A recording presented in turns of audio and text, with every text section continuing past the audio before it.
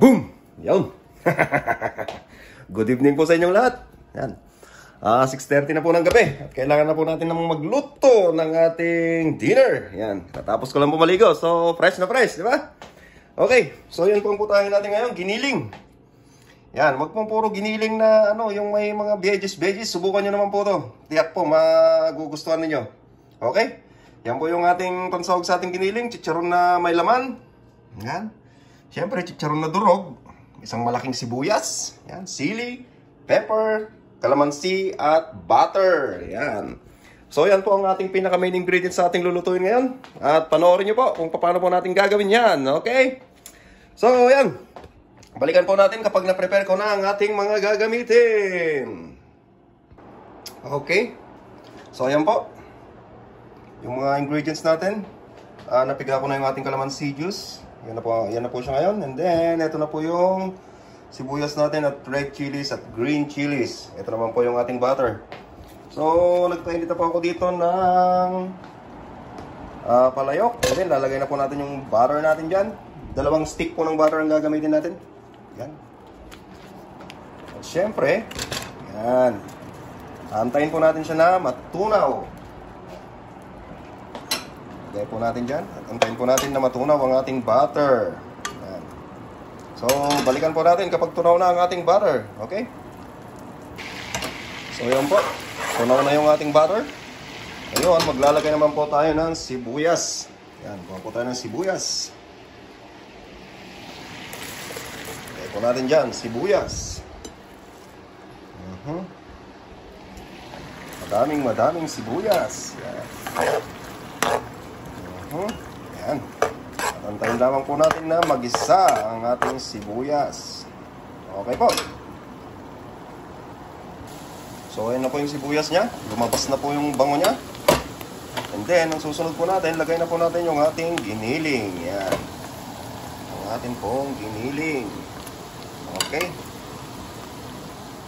Lagay na po natin yung ating giniling dyan. Alright. So, yun.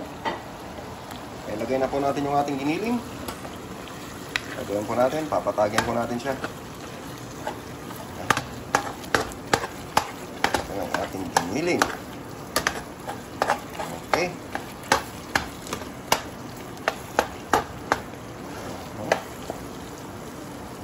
At lalagyan po natin siya ng pepper. Black ground pepper. Okay? Huwag po kayong mahihiyang maglagay ng black pepper nito kasi masarap po ang maraming black pepper sa ganito kung ito. Yan. Nakakatagdag po siya sa amoy at sa anghang. Yan. Okay. So, ayan po. Meron na siyang black pepper. Gawin po natin. Siyempre, halo-halo natin. Yan. Okay. Halo-halo po natin siya. Sumasayaw po yung lutuan natin. Oh my goodness. Ayan. Okay. So, antayin lamang po natin siya dyan hanggang sa maluto. Okay. Halo-haloin din po natin paminsan-minsan. Okay. So, balikan po natin mamaya pag luto na siya. Alright. Okay. So, yan po. Luto na po yung ating giniling. And then, sa pagkakataon po yan, syempre, titimplahan na po natin. Lagyan na po natin yun ng soy sauce. Yan. Soy sauce po ang pantitimpla natin. Soy sauce. Yan. Lagyan po natin ng soy sauce. Papamuyan po natin ng soy sauce. Huwag po masyadong madaming soy sauce. Okay? Kasi po ang magka-highlights po dyan, yung asim po ng ating kalamansi. Okay. Then, baka sabihin nyo naman, napakaraming mantika. Yan po ang pandyan. Yan po ang mag-absorb sa lahat ng mantika niya. Yan. Ang ating dinurog na chicharon. Yan. So, magiging ganyan na po yung itsura niya ngayon. Okay? Halo-halo lang po natin na yan. Siyempre, mekos-mekos lang natin yan.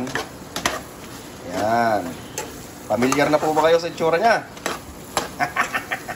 Yes po. Kung ano po ang nasa isip nyo, yun na yun. At syempre, lalagay na po natin ang ating chicharron. Yan, yung pong mga buo na may laman to, okay? Ito po ang pinaka-the best dyan. Na parte niya. Yan, sabihin ko po sa inyo.